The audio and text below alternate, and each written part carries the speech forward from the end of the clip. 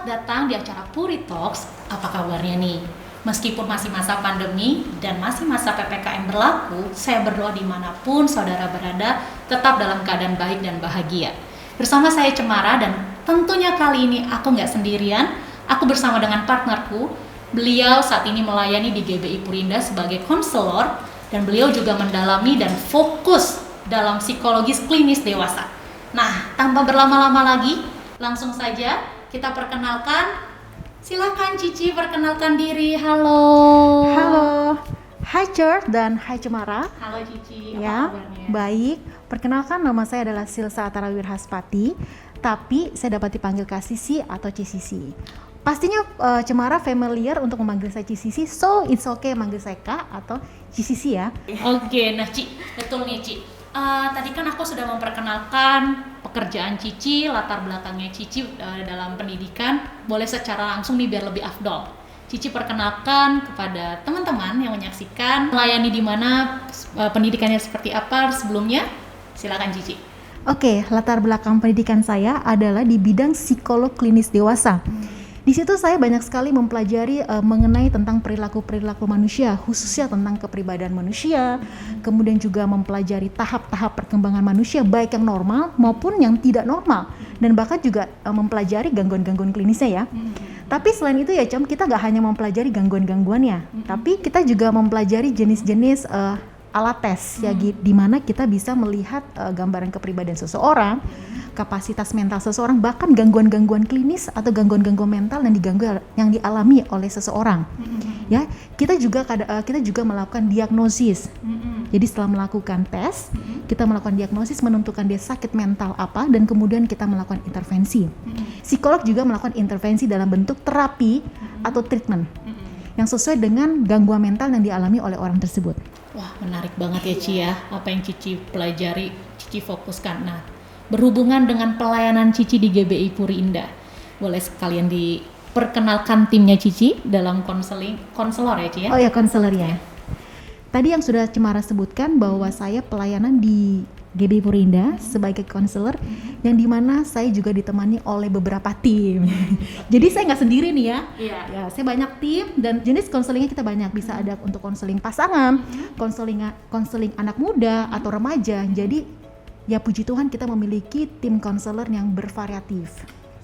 Oke, menarik banget ya Ci ya. Jadi kalau misalnya bagi jemaat atau para pendengar yang menyaksikan acara Puri Talk kali ini, welcome banget kalau misalnya memang ada yang mau di konseling, silakan dapat menghubungi atau bisa langsung nanti komen di YouTube GBI Purinda pastinya di tempat ini. Nah, Ci, by the way nih, Ci, how are you? Aduh, puji Tuhan saya baik banget nih Cem. Puji Tuhan sehat fisik, sehat mental juga. Ya, sehat mental bener banget karena di masa-masa seperti ini, masa-masa pandemi seperti ini tuh masalah kesehatan mental perlu diperhatikan. Ya betul, Cemara. Kita pernah mendengar slogan yang mengatakan we all have mental health. Ya, sesuai dengan tema yang kita bicarakan di Puri Talk kali ini ya. Kenapa sih setiap orang itu harus menjaga kesehatan mentalnya, dan kenapa kita punya kesehatan mental? Kita diciptakan oleh Tuhan itu terdiri dari 3 unsur ya, yang mungkin teman-teman dan Cemara sudah ketahui bahwa kita tuh terdiri dari tubuh, roh, dan jiwa. Untuk lebih pastinya kita baca di dalam 1 Tesalonika 5 ayat 23 yang mengatakan, semoga Allah damai sejahtera menguduskan kamu seluruhnya, dan semoga roh, jiwa, dan tubuhmu terpelihara sempurna dengan tak bercacat pada kedatangan Yesus Kristus Tuhan kita. Nah, jadi sudah pasti ya, kita terdiri dari tubuh, roh, dan jiwa. Bukan saya yang mengatakan atau para ahli, tetapi di Alkitab pun dijelaskan. Nah, saya akan jelaskan masing-masing itu ya Cem ya, secara singkat dan padat ya. Apa sih dikatakan tubuh itu Cem? Nah, kita udah sering mendengar kata tubuh. Tubuh itu adalah unsur nih, unsur lahiriah kita yang kita dapat lihat, dengar, dan rasakan atau kita sentuh. Nah, kalau roh itu adalah nafas yang dihembuskan Allah kepada manusia sehingga manusia itu dapat hidup. Ya. Jadi Allah memberikan rohnya supaya tubuh ini ada kehidupan. Selain itu Allah juga memberikan kita rohnya itu supaya kita dapat berkomunikasi langsung dengan Allah, melakukan hubungan intim dengan Allah, karena Allah tuh pengen kita berinteraksi langsung. Karena kenapa? Karena Allah kita juga adalah Allah yang bersifat roh. Nah, Ci, Iya. tadi kan Cici udah menjelaskan mengenai kesehatan mental kita. Kalau kita tuh semua tuh punya yang namanya kesehatan mental. Betul, Cemara. ya, Ci? Nah, Ci, gimana sih cara orang yang kesehatan mentalnya tuh terjaga dan gambarannya tuh seperti apa, Ci? Sehat mental itu adalah suatu keadaan state of well-being. State of well-being itu adalah suatu kondisi sejahtera. Dari ketiga unsur yang saya sebutkan, sejahtera pikirannya, sejahtera emosinya, dan yang keluar tindakannya pun jadi normal karena pikiran dan emosinya sejahtera. Jadi perilakunya pun juga normal, ya. Jadi kalau orang-orang gambarannya gambaran orang-orang yang kesehatan mentalnya baik, orang itu mampu mengelola emosinya dengan baik meskipun di dalam tekanan. Oke, berarti intinya itu, Ci, orang yang kesehatan mentalnya terjaga, outputnya atau tindakannya itu dapat dinikmati oleh orang lain, bisa damai, bisa membawa damai, betul ya, Ci ya? Iya, karena dia tadi yang sehat mental tuh berarti dia kan mampu mengelola emosi, dia mampu mengelola pikirannya, sehingga ketika ada tekanan-tekanan dalam kehidupannya pun outputnya juga pasti lebih tenang, lebih damai, tidak yang menjadi agresif, marah-marah atau apapun, karena memang dia dapat mengendalikan setiap permasalahan hidupnya. Dia jadi mampu melakukan coping stress dengan baik. Dia mampu beradaptasi dengan segala perubahan-perubahan yang terjadi di lingkungan sekitarnya, dan dia juga mampu berperilaku normal. Normal itu artinya berperilaku sehat. Iya, berarti yang tadi Cici jelaskan bahwa orang yang kesehatan mentalnya terjaga itu dapat membawa damai, nyaman di tengah-tengah lingkungan, baik itu pasangan, Betul. keluarga, teman-teman, bahkan dirinya sendiri juga tenang gitu loh, Ci. Dan kalau tadi udah Cici jelaskan mengenai orang yang punya kesehatan mentalnya terjaga itu seperti apa, boleh ya, Ci, kalau dijelaskan faktor-faktor apa aja sih yang mempengaruhi kesehatan mental pada seseorang? Nah, faktor-faktor yang mempengaruhi kesehatan mental pada seseorang itu banyak banget ya faktornya ya. Yang pertama adalah faktor biologis. Nah, faktor biologis contohnya apa sih? Contohnya adalah adanya ketidakseimbangan hormon atau gangguan hormon. Nah, biasanya orang-orang yang mengalami gangguan hormon adrenalin, biasanya itu orang ini akan mengalami gangguan mental, namanya adalah mood disorder. Gangguan perasaan pada umumnya ya. Terus kemudian ada juga namanya dari faktor biologis itu faktor genetik. Ya, jadi pada umumnya orang-orang yang mengalami skizofrenia, ya itu tingkat psikotik yang spektrum paling tinggi, gangguan mental yang paling tinggi, itu biasa diwariskan ya secara genetis dari orang tuanya. Jadi memang ada faktor biologisnya. Dan yang kedua adalah faktor pengalaman hidup seseorang, Cem. Nah, ternyata faktor pengalaman hidup seseorang itu dapat menyebabkan kesehatan mental seseorang terganggu loh. Kenapa sih? Itu kan aneh kan, kok pengalaman hidup bisa menyebabkan kesehatan mental seseorang terganggu? Bisa ya, contohnya adalah orang-orang yang mengalami trauma. Ya, orang-orang yang mengalami trauma, saya akan jelaskan dulu nih. Trauma itu apa sih? Trauma itu adalah suatu peristiwa buruk yang dialami seseorang yang menyebabkan orang itu stres berlebih. Ya, setiap kejadian trauma seseorang tuh bisa beda-beda loh, Cem. Betul. Nah, selain itu saya juga ingin menekankan bullying ya. Bullying tuh banyak banget ya. Kadang-kadang kita di kantor aja suka bully orang, nggak? Pernah nggak? Mungkin kesannya kayak Bercanda. Iya. Nanti bisa, kamu ya gemuk kan gitu kan. Kamu salah terus kayak gitu. Nah, itu hati-hati loh dengan bullying. Bullying tuh banyak loh. Bisa ada yang dari fisik, perkataan, seksual ataupun tindakan pengucilan. Nah, saya lebih concern ke perkataan nih, Cem. Jadi ternyata tuh hati-hati loh dengan perkataan kita, karena dengan perkataan kita bisa mengganggu kesehatan mental seseorang. Mulutmu harimau. Yes, betul. Dengan mulut kita bisa mengkerdilkan mental seseorang atau membuat orang itu hidup dalam mental yang kerdil, yang bisa rendah diri, nggak berani untuk melakukan sesuatu. Karena apa? Selalu dibilang nggak mampu kamu. Ya, jadi bagi para parents nih, hati-hati ketika kita sedang melakukan parenting ya. Dan juga buat teman-teman kantor mungkin kan tadi kayak mungkin kesannya bercanda ternyata ada satu momen mungkin dia lagi nggak enak harinya, tiba-tiba dia tersinggung dan lama-lama itu juga jadi mengganggu mentalnya dia gitu, jadi nggak pede atau jadi nggak pede dalam performa kerjaannya dia, dari penampilannya dia, itu juga bisa ya Ci mempengaruhi mental dia. Bisa kalau setiap perkataan itu keluar terus ya, sering kali, sehingga membentuk mentalnya dia itu menjadi mental yang terganggu. Nah, Ci, tadi kan Cici udah sebut ini faktor-faktornya. Tadi ada faktor dari trauma, faktor biologis. Ada lagi nggak, Ci? Faktor yang mempengaruhi kesehatan mental? Ada. Dari ini faktor yang ketiga ya, yaitu dari orang-orang yang mengalami penyakit-penyakit kronis itu biasanya juga kesehatan mental terganggu. Ini sudah terbukti ya. Kesehatan mental yang terganggu apa sih? Kalau orang-orang mengalami penyakit kronis biasanya dia mengalami mood disorder. Ya, lebih spesifiknya lagi adalah depressive disorder. Contoh aja si A. Si A hari ini divonis penyakit yang berbahaya sekali. Terus dokter ngomong, nih nggak ada obatnya nih, gitu. Terus nyawa kamu tinggal 2 bulan. Nah itu gimana perasaannya? Pasti akan sangat membuat mental kita shock ya. Dan tertekan sekali, dan itu bisa menimbulkan stres yang berlebih pada kita, dan itu bisa membuat kita mengalami tadi tuh gangguan mental ya, mood disorder, artinya depressive disorder, yang dimana kita udah nggak mau hidup lagi, menarik diri, makan pun juga nggak mau, dan mungkin punya kecenderungan untuk bunuh diri bahkan. Itu ciri-ciri depressive disorder yang saya sebutkan tadi. Dan selain itu penggunaan drugs juga dapat mengubah susunan otak kita, mengganggu atau merusak otak kita. Nah, dia akan mengalami yang namanya mood disorder, ataupun dia juga mengalami gangguan-gangguan psikotik lainnya. Menarik banget ya Ci ya. Tadi udah Cici sebutin faktor-faktor apa aja sih yang mempengaruhi kesehatan mental seseorang. Nah Ci, indikasinya pasti ada dong, indikasi awal seseorang itu dinyatakan bahwa dia punya gangguan mental gitu. Memasuki tahap gangguan mental tuh seperti apa? Kayak contoh nih, misalnya kalau kita mau orang mau COVID lah, kan gak tahu banget nih, wah sakit kepala, tapi nggak selalu ya, pada umumnya seperti itu. Batuk pilek dulu kan, swab deh, wah ternyata ada yang bisa dibilang COVID, ada juga enggak. Nah kalau dari gangguan mental sendiri, ada indikasi awalnya tuh seperti apa ya Ci? Nah betul, pasti kita akan mengalami tanda-tanda awal sebelum kita mengalami sakit mental. Ya, tapi perlu perhatikan ya, sebelum kita mengkategorikan seseorang mengalami sakit mental, kita harus kenali orang tersebut dengan sungguh-sungguh. Ya, jadi kita tidak boleh langsung, oh ini ciri-ciri awalnya nih, terus nanti kita tujuin ke teman-teman. Nah, kamu begini kamu gini, hati-hati sakit gangguan mental. Belum tentu ya. Nggak ngejudge ya. Nggak, kita nggak boleh seperti itu, karena tidak mudah kita mengkategorikan seseorang mengalami gangguan mental ya. Ciri-ciri mental atau tanda-tanda awalnya itu adalah orang itu akan menarik diri.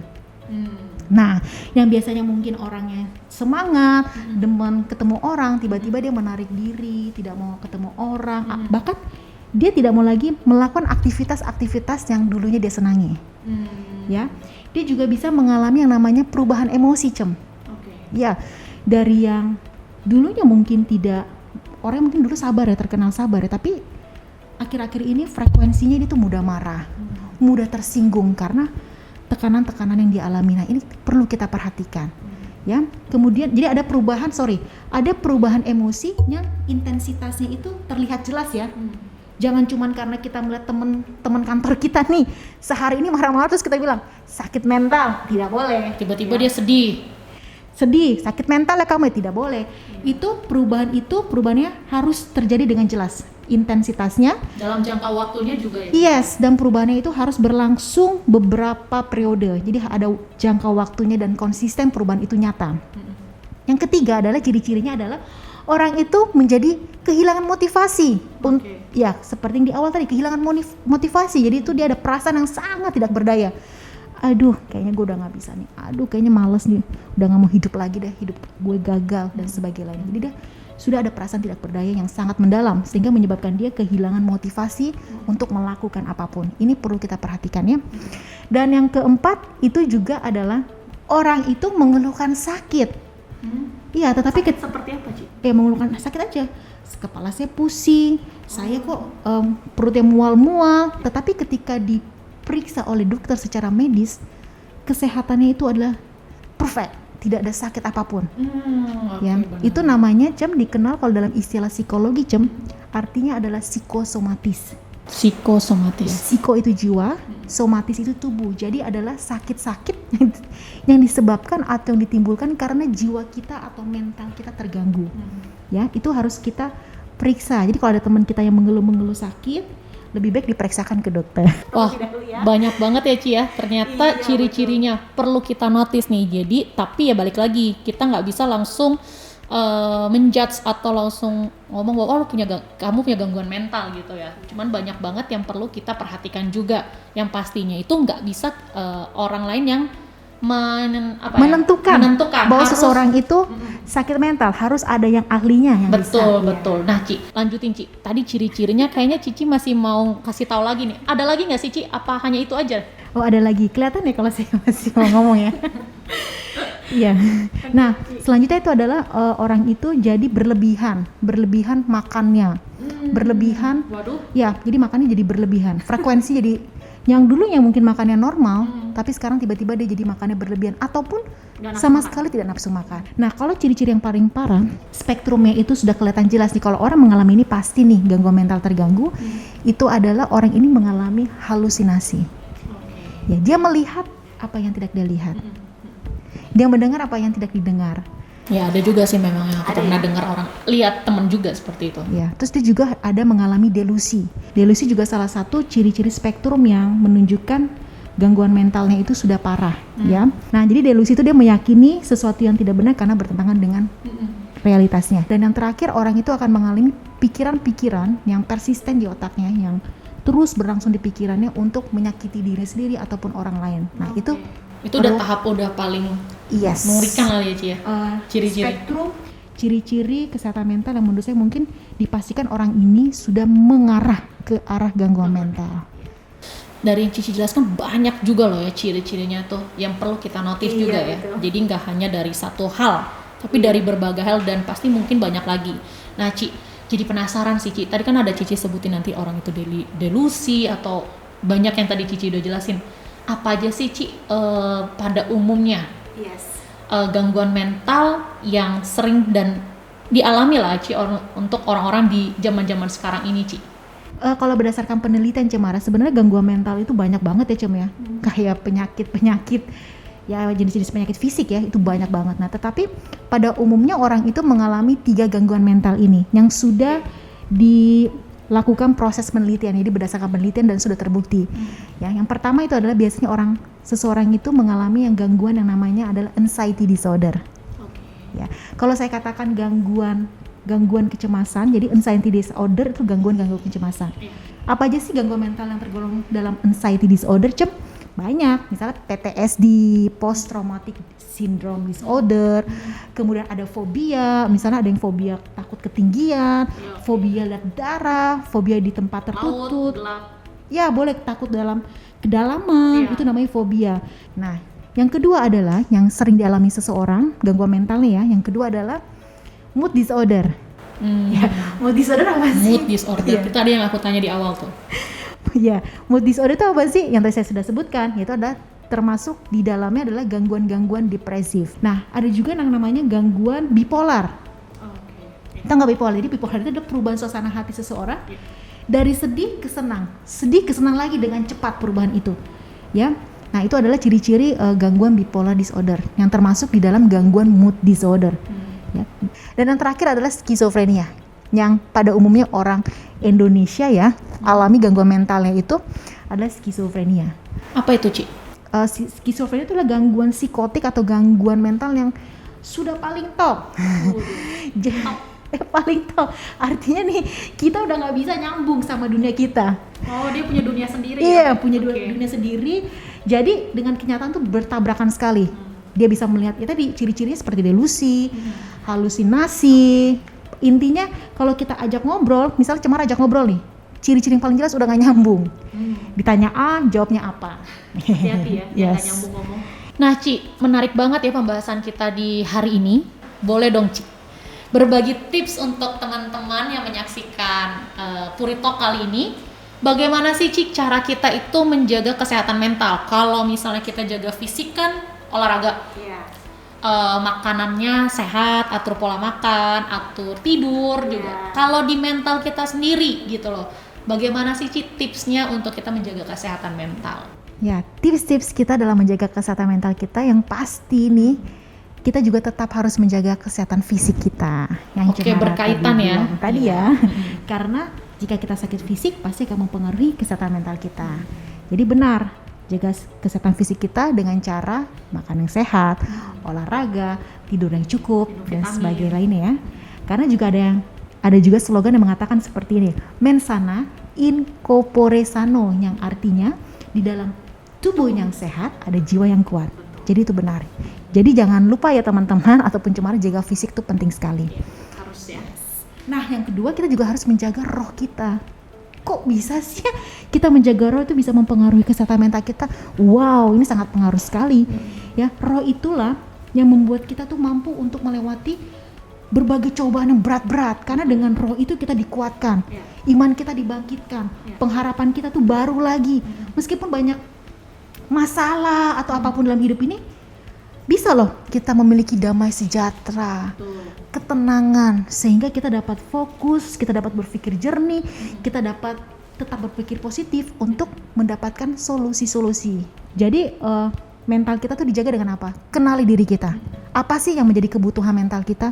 Bagaimana sih cara saya merilis stres-stres saya? Itu tips ya. Mengenali diri kita sendiri, menerima keadaan kita, dan akhirnya kita bisa mengelolanya. Menarik banget nih Ci. Ada lagi nggak Ci tipsnya Ci?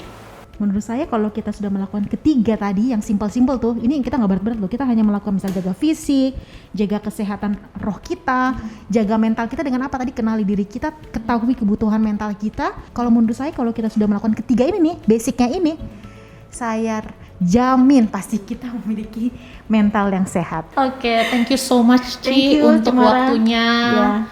Dari penjelasan Ci Sisi, Cemara sangat terberkati banget. Terima kasih Cemara. Dan teman-teman juga aku harap juga sangat terberkati bahwa kita nggak perlu ngejudge orang, dan it's okay to not be okay. Saat ini yang kita alami wajar, nggak masalah. Akui kalau memang kita tidak nyaman, ada punya mungkin dari yang tadi udah dijelaskan, kita punya indikator yang tadi disebutkan, ciri-cirinya juga, terima. Dan kalau memang itu sangat cukup mengganggu diri sendiri bahkan orang lain, jangan sungkan dan jangan malu untuk datang. Betul. Mungkin pertama kalau konseling Ya. ke ahlinya pastinya, atau mungkin juga ya datang ke Atau mungkin psikolog atau psikiater ya, atau bisa juga konseling ke GBI Purindah, ke tim dari CCC. Kami berharap teman-teman juga tetap sehat mental, tetap jaga kehidupan sehat, dan tetap jaga protokol kesehatan pastinya. Betul. Sampai bertemu lagi di acara Puri Talk selanjutnya dengan tema-tema yang pastinya menarik. Terima kasih untuk kesempatannya Ci Sisi, terima kasih untuk Cemara, waktunya juga. ya. Terima kasih untuk tim juga yang membantu kami. Sampai ketemu dan Tuhan Yesus memberkati.